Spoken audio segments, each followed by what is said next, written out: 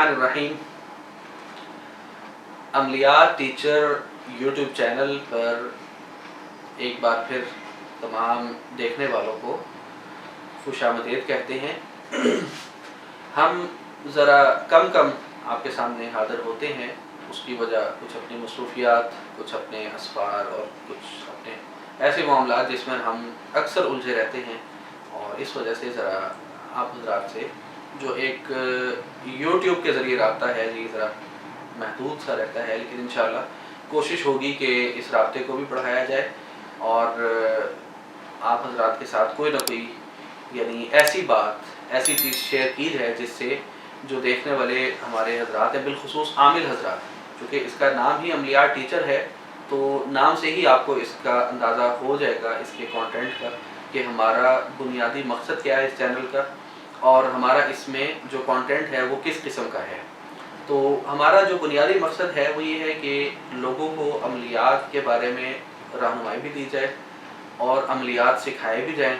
और सिखाने के साथ साथ जो लोग अमलियात कर रहे हैं लेकिन उनके पास कोई मुस्तनद मालूमात नहीं है, क्योंकि बाज़ लोग ऐसे हैं जो अमलियात कहीं और से सीखते हैं लेकिन बाद में हमारे से रहनुमाई लेते रहते हैं। तो अल्हम्दुलिल्लाह हमारी तो ऐसी कोई ना आदत है ना हमारी ऐसी तरबियत है कि भाई तुमने फ़लाँ से सीखा है तो उसी से जाके पूछो।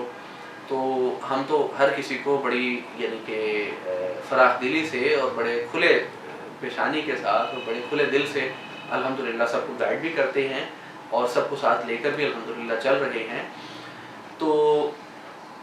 हमने ये महसूस किया है, चूँकि लोग हमसे रब्ता करते हैं तो वहाँ से हमें इस चीज़ का अंदाज़ा हो जाता है कि हमारे जो आमिल हज़रात हैं, जो अभी नए नए इस शोबे में आ रहे हैं, उनको ज़्यादातर जो मसाइल दरपेश हैं हम उस पर कोई ना कोई गुफ्तगू कर लिया करें। तो इस वक्त जो मैंने महसूस किया है वो ये है कि अक्सर जो नए आमिल हज़रात हैं, जो नए अभी मैदान में आ रहे हैं, उनको अक्सर जो मसला दरपेश होता है वो उनको अपने हिसार का होता है कि उनका अपना हिसार आम तौर पर उतना मजबूत नहीं होता जितना कि होना चाहिए, क्योंकि एक आम आदमी का हिसार और लेवल का है, आमिल का हिसार और लेवल का है। आम आदमी पर अगर कोई जादू हुआ है तो वो ज़िंदगी में एक बार, दो बार, चार बार होगा, और करने वाला भी एक ही बंदा होगा, दो होंगे, चार होंगे, और वो उसके दुश्मन होंगे, इससे ज़्यादा उसके पीछे कोई नहीं पड़ सकता। लेकिन आमिल जो है, जो लोगों के इलाज कर रहा है, उस पर रोज़ अटैक होगा और मल्टीपल अटैक होंगे, मल्टीपल जगहों से होंगे। क्यों? कि उसकी दुश्मनी रोज़ नए से नए यानी उसमें इजाफे हो रहे हैं, दुश्मनों में भी और दुश्मनियों में भी, और उस पर यानी यूँ कह लें कि वो रोज़ मल्टीप्लाई हो रही है, खाली वो प्लस नहीं हो रही, वो मल्टीप्लाई हो रही है। और मल्टीप्लाई इसलिए हो रही है कि अगर वो जादू का इलाज करेगा तो जादू का रिएक्शन होगा, वो भी एक दुश्मनी के ज़ुमरे में आता है। अच्छा दूसरा, अगर यानी जादू का रिएक्शन वो तो चलो होना से होना है, यानी जो इलाज करेगा उसका रद्द-ए-अमल उस पर आएगा। दूसरा, अगर उसके इलाज की वजह से साहिर को नुकसान पहुंचा है, जादू वापस पलट गया है, गैर इरादी तौर पे चाहे पलट गया है,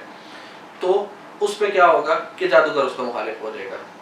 और अगर उसने जिन्नाती मरीज़ का इलाज किया है, अब जाहिर है जब जिन्नाती मरीज़ का इलाज करेगा तो जिन्नात को उसकी तकलीफ़ पहुँचेगी, जिन्नात इसके इलाज के जद में आएंगे, इसके अमाल की जद में आएंगे,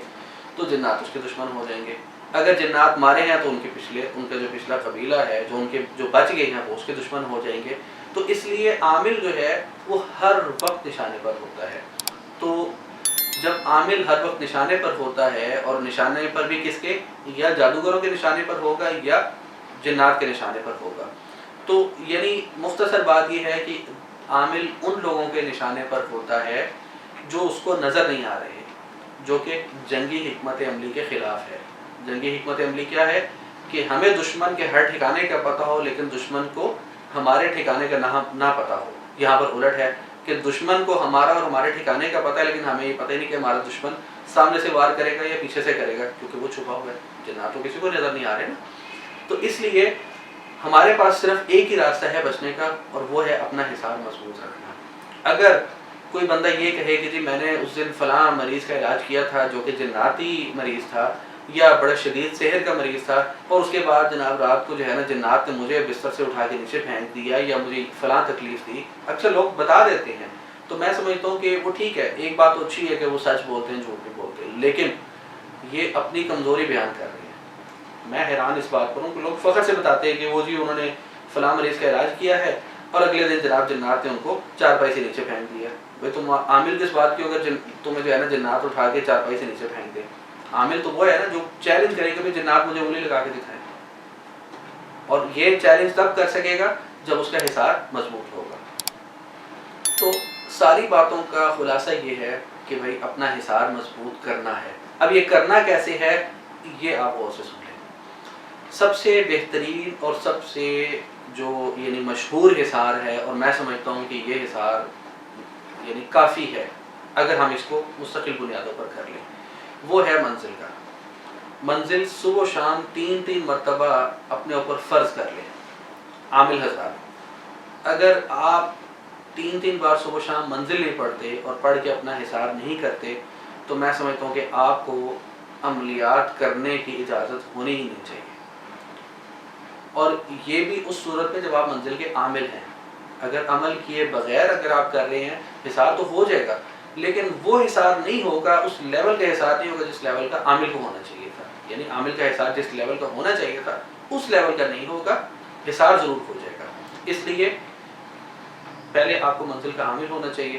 اس کے بعد منزل ہی سے آپ کا حصار ہونا چاہیے. منزل کا عامل ہونے کے 2 فائدے, ایک تو یہ کہ آپ کا حصار مضبوط ہوگا,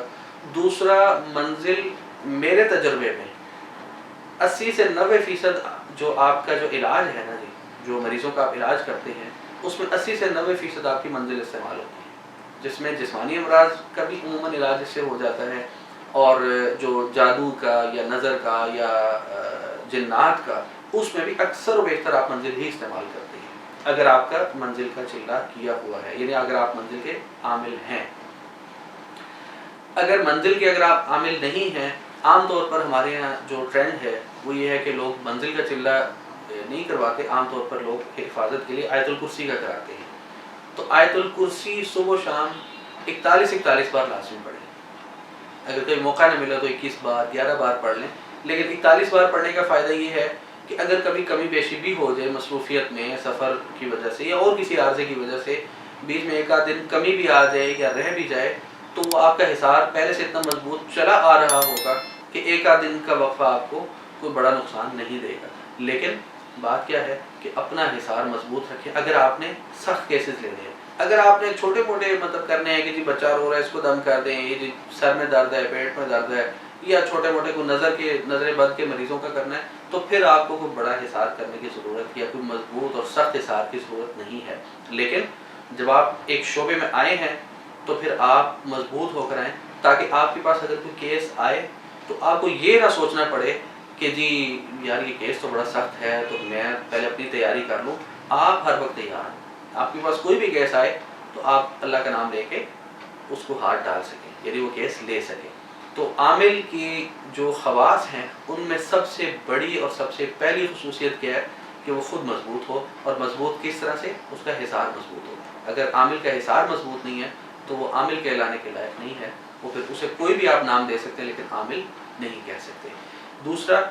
ہماری یعنی سالانہ یوں سمجھ لیں ایک ورکشاپ ہوتی ہے جو حزب البحر کا ہمارا اعتکاف ہوتا ہے, اسے آپ ورکشاپ بھی کہہ سکتے ہیں جدید اصطلاح میں, اور یعنی اعتکاف برائے حزب البحر بنیادی طور پہ تو وہ حزب البحر کا اعتکاف ہوتا ہے. اس میں الحمدللہ پورے ملک سے لوگ جمع ہوتے ہیں, عامل اور علماء حضرات. حزب البحر کی ریاست بھی ہوتی ہے, اور اس کے علاوہ ہم دن میں 1-2 گھنٹے کی نشست کرتے ہیں جس میں ہم عملیات پر ہی صرف بات کرتے ہیں. ہمارا وہاں پر جو طریقہ کار ہوتا ہے وہ یہ ہے کہ عمل صرف حزب البحر کا کرایا جائے گا, اور گفتگو صرف اور صرف عملیات پر کی جائے گی. نہ استاد اپنی کرامات بیان کرے گا, نہ وہاں پر اور کسی موضوع پر بات کی جائے گی, نہ اختلافی موضوع پر اور نہ ہی کسی یعنی اتفاقی موضوع پر. کسی موضوع پر بات نہیں کرتے, کیوں کہ وہاں پر سب علماء ہوتے ہیں, ایک سے بڑھ کے ایک علمی موضوع پر بیان سب کرنا جانتے ہیں اور کرتے ہیں. لیکن وہاں پر آنے کا مقصد صرف کیا ہے کہ عملیاتی مذاکرہ کیا جائے. ہم سب چونکہ عامل حضرات ہوتے ہیں تو ہم صرف اور صرف عملیات پر مذاکرہ کرتے ہیں. سیکھنے سکھانے کا ایک سلسلہ ہوتا ہے, اور الحمدللہ لوگ اس سے بڑے مستفید ہوتے ہیں. تو آپ میں سے بھی اگر کوئی بندہ عملیات سے وابستہ ہے اور وہ اگر ہم سے اس شعبے میں اس اعتکاف میں ہمارے ساتھ جڑنا چاہے تو ضرور ہمارے ساتھ رابطہ کریں. سفر کے مہینے میں ہم کراتے ہیں اور الحمدللہ یہ گزشتہ آپ کہہ لیں کہ 12-13 سال سے ہمارے والد صاحب رحمۃ اللہ علیہ پہلے کراتے تھے، پھر ان کے انتقال کے بعد اب ہم کروا رہے ہیں، اور الحمدللہ ثم الحمدللہ ابھی تک لوگ اس سے کافی مستفید ہو چکے ہیں، اور نئے لوگ بھی الحمدللہ ہمارے ساتھ اٹیچ ہو رہے ہیں. اللہ تعالیٰ ان سب کا بھی آنا قبول فرمائے اور ہم سب کو اس شعبے کے اندر خدمت کے جذبے سے کام کرنے کی توفیق عطا فرمائے. وما علینا الا البلاغ.